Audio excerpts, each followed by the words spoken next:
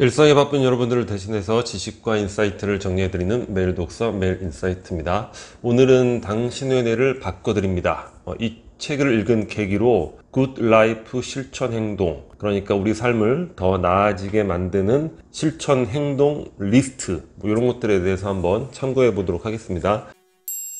크게 이제 세 단계로 구분을 해봤어요. 첫 번째 단계는 습관. 습관은 우리의 무의식적인 영역이고, 무의식이 뇌의 에너지를 아끼기 위한 방법에 해당을 하는 거죠. 우리 뇌는 칼로리를 허비하는 것을 좋아하지 않는다, 그런 말씀 자주 드렸잖아요. 그러니까 습관이라는 거는 에너지 소비, 칼로리 소비를 줄이기 위한 뇌 속의 고속도로를 만드는 것이다, 이렇게 보시면 될 것 같아요. 우리 예전에 탤런트 코드라는 책에서도 살펴봤죠. 어떤 행동을 반복해서 지속을 하게 되면 뇌 속에 이제 전기 회로가 형성이 되는데, 그 전기 회로에 미엘린이라는 피복이 생긴다는 거죠. 그러니까 전기 현상하고 동일한 거예요. 우리 전기를 전달할 때 구리선을 뭘로 감싸죠? 검은색 피복으로 감싸죠. 동일한 원리입니다. 그리고 이제 루틴인데, 루틴은 의식의 영역이라고 볼 수 있을 것 같아요. 우리가 의식적인 의도, 노력으로 또 뇌의 에너지를 절약하기 위한, 또 칼로리를 절약하기 위한 개념. 그리고 리추얼이라는 개념이 있는데, 리추얼은 뭐죠? 일종의 의식이죠. 종교적으로 따지면은 예배를 본다거나 이런 게 리추얼이 되는 건데, 리추얼은 이제 의식적으로 각인을 시키는 거죠. 어디에다가? 무의식에다가. 그러니까 습관이 무의식의 노력이고 루틴이 의식의 노력이라면, 리추얼은 의식의 노력이 또 무의식에 각인을 시키는, 이런 단계별로 생각을 해볼 수 있을 것 같아요. 첫 번째는 습관인데, 아까 말씀드렸듯이 무의식의 영역이라고 했죠. 예를 들어 보면 우리 운전 습관을 떠올려 볼 수 있을 것 같아요. 운전이 하나의 습관이 되기 전에는 어떻죠? 굉장히 의식적으로 노력을 해야 되죠. 엑셀, 브레이크, 미러, 물체 없는지 확인하면서 조금씩 각도도 계산을 해야 되고, 하지만 뇌 속에 운전에 대한 미엘린 피복층이 착 형성이 되면 어떻게 됩니까? 우리 운전하면서 연인과 전화통화를 할 수도 있죠. 그런 전화통화라는 거는 굉장한 몰입이 필요하잖아요. 운전하면서 통화를 하는 거예요. 그래서 집에 도착을 했더니 통화가 끝나고, 집에 어떻게 갔지? 이렇게 되는 거죠. 그러니까 무의식의 영역에서 자동 운행이 되어버리는 거죠. 이런 것들이 이제 습관 형성의 원리다, 이렇게 보면 되는데, 중요한 건 책에도 나오지만 뇌는 긍정과 부정을 판단하지 못한다는 거예요. 이게 좋은 건지 나쁜 건지. 그래서 부정적인 것도 쉽게 습관이 되는 거죠. 예를 들어서 밥 먹고 초콜릿 듬뿍, 막 설탕 듬뿍 든 케이크 먹고 소파에 바로 누워서 TV 보고, 이런 것들 굉장히 쉽게 습관이 될 수 있는 거죠. 그래서 부정적인 습관을 몰아내고 그 안에 긍정적인 습관을 만들기 위해서 우리가 노력을 해야 되는데, 노력하면 우리는 또 의식적 노력을 떠올리잖아요. 근데 습관은 무의식의 영역이란 말이에요. 그래서 나오는 개념이 뇌 속이기 개념이 나옵니다. 이 책에도 소개되고 있는데, 우리 뇌는 쉽게 속는다는 거예요. 그러니까 예를 들면 다이어트를 할 때 저 음식을 먹으면 안 된단 말이에요. 그러면 뇌한테 속이는 거죠. 저 안에는 벌레가 들어있을 거야, 해충이 드글드글해, 저거 먹으면 배탈이 날 거야. 이렇게 하면 우리 무의식의 영역은 쉽게 속는다고 합니다. 이 저자의 남편은 금연을 성공을 했는데, 이 담배를 피면, 예를 들면 이 안에는 독가스가 있어, 들이마시면 5분도 안 돼서 호흡이 멈출 거야, 예를 들면.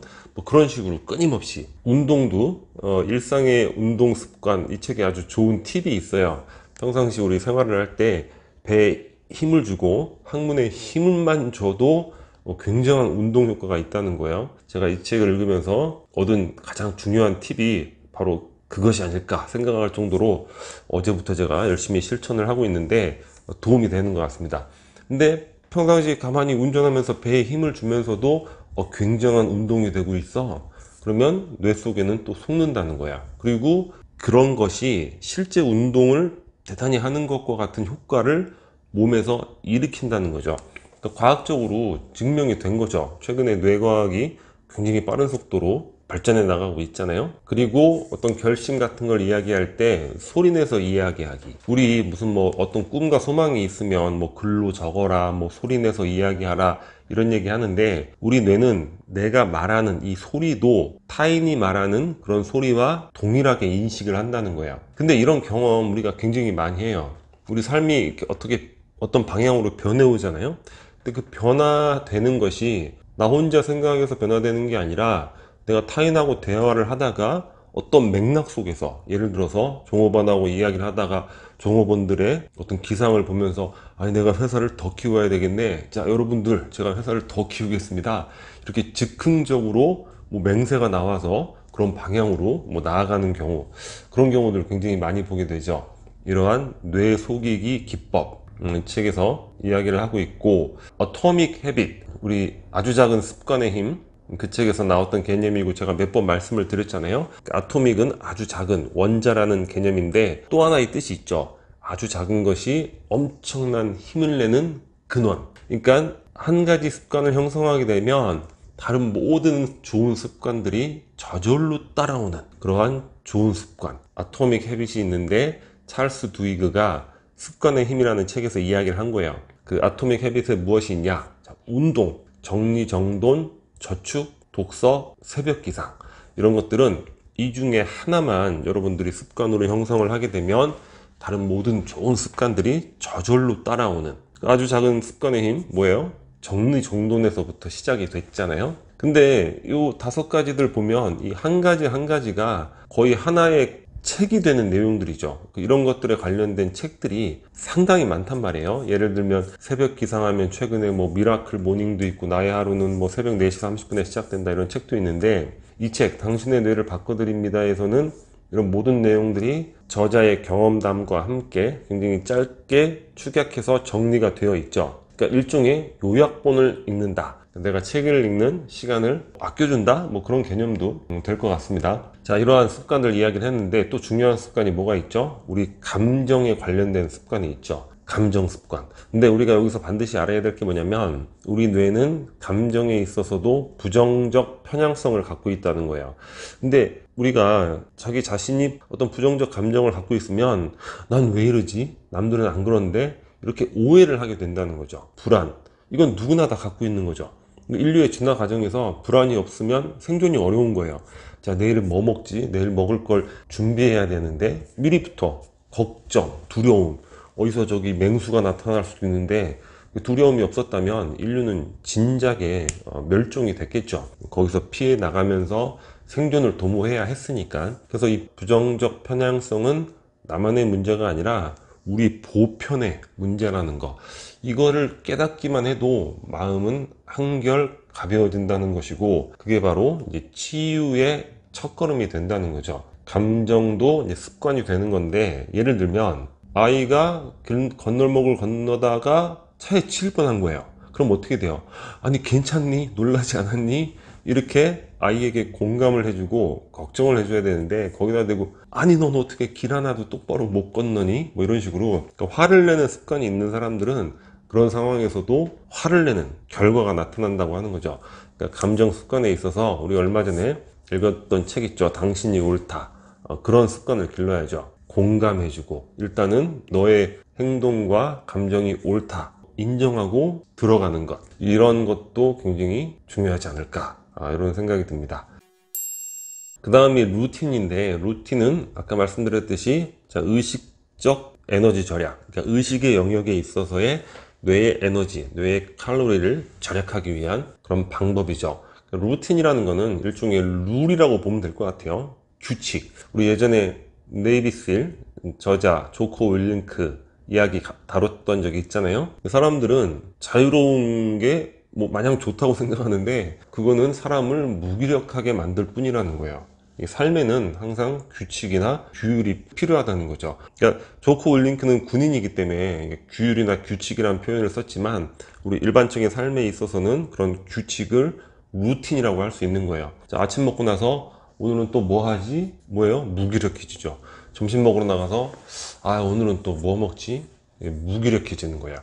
그리고 뇌의 에너지를 허비하는 거죠. 그렇기 때문에 반드시 규칙이 필요하다는 거예요. 그러니까 자유에 대해서 오해를 하면 안 된다는 거죠. 여러 가지 루틴의 종류가 있겠지만, 예를 들면 미니멀 라이프, 최소의 소비와 이제 최소의 물건들, 이런 것들로 생활을 하는 거. 우리 쇼핑 가는 거 어떻습니까? 굉장한 에너지를 허비하게 되는 거죠. 뭐 사지? 뭐 사지? 그러니까 항상 쇼핑 끝나면 계산하는 카운터에 초코바가 있는 거예요. 너무나 많은 에너지를 소비했기 때문에 자연스럽게 거기에 손이 간다는 거죠. 의상, 우리 굉장히 반복해서 이야기를 했는데, 스티브 잡스 검은색 터틀넥만 입잖아요, 청바지에. 저크버그 맨날 동일한 색상의 티만 입죠. 뭡니까? 내 에너지를 절약하기 위해서 의상을 고르는데 시간을 허비하지 않는다는 거죠. 식생활, 이것도 말씀드린 적이 있는데, 최단기간에 사법고시를 패스한 그런 분 유튜브 보면서 나왔던 내용인데, 매일 순두부찌개만 먹었다는 거예요. 이런 건 너무 극단적인 내용인데 일종의 그냥 예로서 참고해 보시면 될 것 같아요. 워라벨, 나는 주말에는 가족들과만 시간을 보내겠다.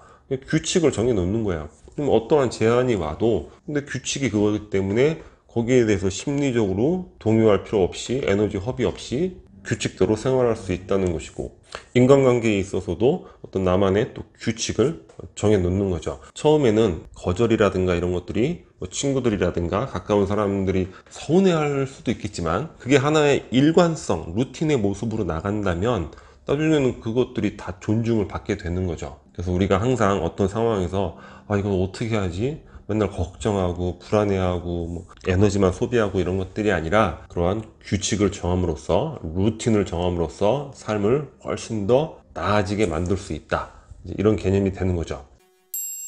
마지막으로 리추얼인데, 리추얼은 일종의 예배 보는 거라고 했잖아요. 의식적으로 반복해서 각인을 시키는 거예요, 내 무의식 속에. 여러 가지 리추얼, 좋은 리추얼들이 있겠지만, 여러 책을 보면서 굿 라이프를 살고 있는 많은 사람들이 추천해주는 가장 좋은 리추얼은 감사하기, 이 부분인 것 같습니다. 최강의 인생이란 책에서는 이 저자가 매일 저녁 가족들과 함께 거의 감사의 그 어떤 예배 같은 걸 거의 보잖아요. 하루에 감사할 거 3개씩 이야기하기, 돌아가면서. 아내, 그다음에 자녀 둘 돌아가면서 이야기를 하는 거예요. 근데 하루에 3개씩 이야기하는데 그 중에 1개 이상은 반드시 실패라든가 좋지 못했던 그런 부분에 대해서 감사하는 내용으로 채우는 그런 룰을 갖고 있죠. 그러니까 실패에 대해서 왜 감사해야 되는가? 자녀들이 앞으로 실패를 두려워하지 않는 삶을 살 수 있도록 하기 위해서 그런 룰을 만들었다는 거예요. 굉장히 인상적이었고, 알랭드 보통도 우리 연약한 삶, 우리 행운의 여신이 그냥 옷자락 한번 촥 흔들면 우리는 뭐 촥 날아갈 수 있는 그런 아주 연약한 삶이잖아요. 그래서 우리가 선택할 수 있는 삶을 좋은 삶으로 만들 수 있는 방법은 감사하기다. 그리고 가장 최근에 다뤘던 조던 피터슨 교수의 질서 너머, 어떤 내용이 있습니까? 고통스러울지라도 감사하라. 감사는 뭐 루틴, 뭐 습관 이런 개념이 아니라 의식적 리추얼, 그런 영역으로 해서 아까 최강의 인생의 저자처럼 그런 식의 형식으로, 또는 개인적으로 홀로 하루에 매일같이 몇 개의 글을 남긴다거나 예배 보듯이 진행을 하는 것이 좋지 않을까, 그런 생각이 들고, 자, 명상도 일종의 리추얼이 되겠죠. 이 책에 소개된 명상 중에 좋은 명상을 제가 하나 발견을 했는데, 의식의 확장이라는 명상이라는 거예요. 그러니까 눈을 감고 의식을 확장하는 거죠. 내가 지금 있는 이 공간을 넘어서 뭐 우리 대한민국 하늘을 넘어서 막 우주까지 의식이 샥 넘어갔다가 다시 이렇게 돌아오는 일종의 유체이탈을 상상하는 그런 명상인데, 우주 비행사들, 실제 우주를 비행했던 그 우주 비행사들이 그런 경험을 많이 했다는 거예요. 왜냐, 멀리서 지구를 바라보니까 내가 했던 행동들, 그 사사로운 걸 가지고 화내고 뭐 갈등하고 이런 것들이 너무 하찮고 부질없구나, 반성하고 더 나은 삶으로 바뀌는 그런 계기, 그런 경험들이 많다는 거죠.